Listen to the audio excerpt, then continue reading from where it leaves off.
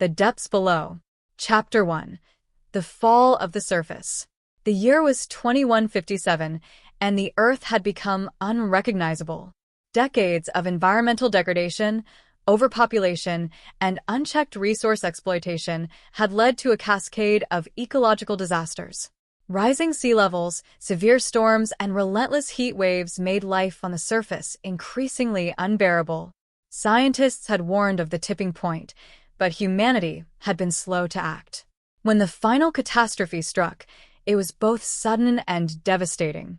A series of massive volcanic eruptions, triggered by the destabilization of the Earth's crust, released clouds of ash and toxic gases into the atmosphere. The sun was blotted out, plunging the world into a perpetual twilight. Temperatures plummeted, and crops failed. Desperate to survive, the remnants of humanity retreated underground, seeking refuge in the vast network of caves and tunnels that had been hastily expanded and fortified in the years leading up to the disaster. Among those who fled to the underground cities was Dr. Elena Carter, a leading geologist and expert in subterranean ecosystems. She had spent years studying the Earth's crust, mapping its hidden layers and the life forms that inhabited them. Now, her knowledge was invaluable as humanity struggled to adapt to its new environment. The underground cities, known as the Depths, were marvels of engineering. Carved deep into the Earth's crust, they were designed to be self-sufficient, with hydroponic farms, geothermal energy plants, and water filtration systems that could sustain life indefinitely. But as the weeks turned into months, and the surface world became more inhospitable, it became clear that survival in the depths would be more challenging than anyone had anticipated. Chapter 2. The New World. Life in the depths was a constant struggle. The air was heavy with humidity, and the lack of natural sunlight took its toll on the human psyche. Despite the artificial lighting and carefully regulated climate, people longed for the open sky, for the warmth of the sun on their skin. But the surface was no longer an option. The ash clouds had rendered it uninhabitable, and the toxic atmosphere made any attempt to return suicidal. Elena quickly became a central figure in the underground community. Her knowledge of geology and her expertise in mapping the subterranean world were crucial as the population of the depths expanded. The cities, which had been designed for a fraction of the Earth's population, were quickly becoming overcrowded. New tunnels and chambers had to be excavated, and the deeper they dug, the more dangerous the work became. It wasn't long before the miners and explorers began to report strange sightings in the uncharted depths. At first, it was dismissed as the product of stress and exhaustion, flickering lights in the distance, strange noises echoing through the tunnels. But as more and more people reported these phenomena, it became clear that something was down there, something that didn't belong to the world they knew. Elena was called to investigate. She assembled a team of scientists and engineers, and together they ventured into the uncharted tunnels. What they discovered would change everything. Chapter 3. The Hidden Ecosystem. As Elena and her team descended deeper into the Earth, they encountered a thriving ecosystem unlike anything they had ever seen. The air became warmer, and the walls of the tunnels glowed faintly with bioluminescent fungi. Strange, eyeless creatures scurried away as they approached, their bodies adapted to the eternal darkness of the underground world. But it wasn't just the small creatures that caught their attention. In a vast cavern deep below the surface, they found a forest of giant mushrooms, some as tall as trees. The air was thick with spores, and the ground was covered in a soft, spongy carpet of moss-like growth. The ecosystem was self-sustaining, with a complex food chain that included everything from microscopic organisms to large, predatory beasts. Elena was fascinated. This hidden world had existed for millions of years, completely cut off from the surface. It was a living relic of a time before humans had ever walked the earth. But as she studied the ecosystem, she began to realize that it wasn't as isolated as it seemed. The creatures that inhabited the depths were intelligent, more intelligent than she had anticipated. They communicated with each other through a complex system of pheromones and vibrations, and they had a deep understanding of their environment. But what was most concerning was their reaction to the presence of humans. At first, the creatures were curious, watching from the shadows as Elena and her team explored their world. But as the humans began to disrupt the delicate balance of the ecosystem, taking samples, disturbing nests, and inadvertently spreading disease, the creatures became hostile. They attacked the team, forcing them to retreat to the safety of the city. Elena knew that they couldn't stay in the depths forever. The ecosystem was too fragile and the creatures too dangerous. But with the surface world uninhabitable, they had no choice. They would have to find a way to coexist with the creatures of the depths, or they would face extinction. Chapter 4. The Conflict. The discovery of the subterranean ecosystem caused a rift in the underground community. Some believed that the creatures should be left alone, that humanity had no right to interfere with a world that had existed long before them. Others saw the ecosystem as a resource to be exploited, a source of food, medicine, and energy that could ensure their survival in the depths. Tensions ran high as the debate raged on. The government of the depths, a council of scientists and engineers, was divided on the issue.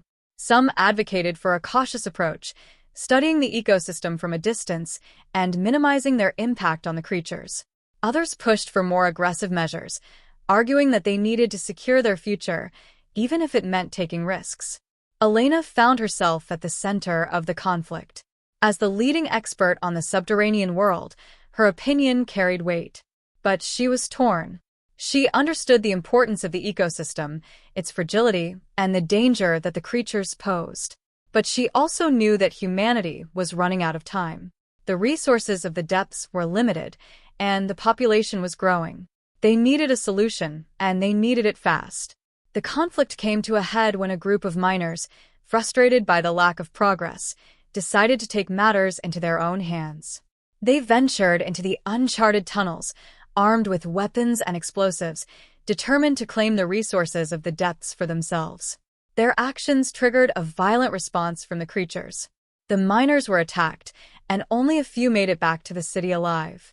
The creatures, now aware of the threat that humanity posed, began to strike back.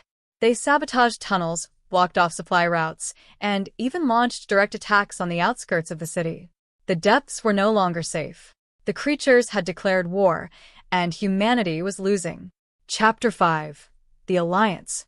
Desperate to find a way to end the conflict, Elena proposed a radical solution. She believed that the creatures were intelligent enough to understand the concept of peace, and that they might be willing to negotiate if given the chance. It was a risky plan, but it was their only hope. Elena and a small team of volunteers ventured back into the depths, this time unarmed. They carried with them gifts, food, tools, and samples of the bioluminescent fungi that the creatures seemed to value. It was a gesture of goodwill, an attempt to communicate. To their surprise, the creatures responded. A group of them approached cautiously, their eyeless faces turned towards the humans as if studying them. They communicated through a series of clicks and hums, a language that Elena had only begun to understand. But she recognized the patterns, the repetition of sounds that indicated a question. They were asking what the humans wanted. Elena explained as best she could. She spoke of peace, of coexistence, of the need to share the depths and protect the ecosystem. She offered the gifts, hoping that the creatures would see the sincerity of their intentions. The creatures considered the offer. For a long time, there was silence, broken only by the distant dripping of water and the soft rustling of the fungi. Then, slowly, the creatures accepted the gifts. They didn't speak, but their actions made it clear that they were willing to negotiate. It was a breakthrough, but it was only the beginning. Over the next few months, Elena and her team worked to build trust with the creatures. They learned more of their language, their culture, their way of life. They discovered that the creatures had a deep connection to the Earth's energy, a connection that allowed them to sense changes in the environment long before they became visible. Elena realized that this connection could be the key to humanity's survival. If they could harness the creatures' knowledge, they might be able to stabilize the depths, to find new resources, and even to restore some of the surface world's lost ecosystems. But the alliance was fragile. Not everyone in the depths supported the idea of working with the creatures. There were those who still saw them as a threat, who believed that humanity should assert its dominance over the depths. And there were those among the creatures who felt the same way about the humans. The peace that Elena had worked so hard to achieve was constantly under threat, and it would take all of her skill and determination to keep it from unraveling. Chapter 6: The Betrayal. As the alliance between humans and the subterranean creatures strengthened, a faction within the depths grew increasingly resentful. They saw the creatures not as potential allies but as an obstacle to their survival, a threat that needed to be eradicated. This group, calling themselves the Dominion, began to plot in secret, determined to take control of the depths and subjugate the creatures once and for all. The leader of the Dominion was a man named Victor Hale, a former military officer who had lost everything in the surface world. He was a charismatic and ruthless leader, able to sway others to his cause with promises of power and security. Under his leadership, the Dominion began to stockpile weapons and recruit followers, preparing for a coup. Elena was unaware of the growing threat until it was too late. The Dominion struck without warning, launching a coordinated attack on the creatures' territories and seizing control of key sections of the depths. They cut off communications, sabotaged the geothermal plants, and took members of the council hostage. Victor Hale declared himself the new leader of the depths, promising to protect humanity from the creatures and restore order. But his rule was one of fear and oppression. The creatures, sensing the betrayal, retaliated with unprecedented ferocity, and the alliance that Elena had fought so hard to build was shattered. The depths descended into chaos. The fragile ecosystem that sustained them began to collapse as the conflict escalated. Food and water became scarce, and disease spread through the overcrowded cities. The once thriving underground world was now on the brink of destruction. Elena, along with a small group of loyalists, managed to escape the Dominion's grasp. They retreated to the deepest, most remote tunnels, where they hoped to regroup and find a way to stop Victor Hale. But they were vastly outnumbered and outgunned, and time was running out. Chapter 7: The Last Stand. As the situation in the depths grew more dire, Elena knew that they had one last chance to save their world. She realized that the key to defeating Victor Hale and restoring peace lay in the connection between the creatures and the Earth's energy. If she could find a way to harness that energy, she could turn the tide of the war. But to do that, she needed to reach the heart, the core of the subterranean ecosystem, a place of immense power and mystery. It was a place that no human had ever seen, a place that even the creatures feared to enter. But it was their only hope. Elena led her group on a perilous journey into the unknown, guided by the creatures who still believed in the alliance. The path to the heart was treacherous, filled with natural hazards and the remnants of the Dominion's forces. They lost many along the way, but those who remained were determined to see it through. When they finally reached the heart, they were awed by what they found. It was a vast, glowing chamber, filled with pulsating energy and surrounded by the largest and oldest of the subterranean creatures. The air was thick with power, and Elena could feel it coursing through her veins. But Victor Hale was not far behind. He had learned of their plan and had brought his forces to the heart, determined to seize its power for himself. A final, brutal battle erupted in the depths of the earth as the last remnants of the old world clashed with the new. Elena, in a desperate bid to save her people and the creatures, tapped into the heart's energy. It was a power beyond anything she had ever imagined, and it nearly consumed her. But with the help of the creatures, she managed to direct it against Victor Hale and his forces. The energy unleashed was catastrophic. The tunnels shook, and the walls cracked. The heart's power surged through the depths, causing the very earth to tremble. Victor Hale and his Dominion were obliterated, their forces scattered to the winds. But the victory came at a cost.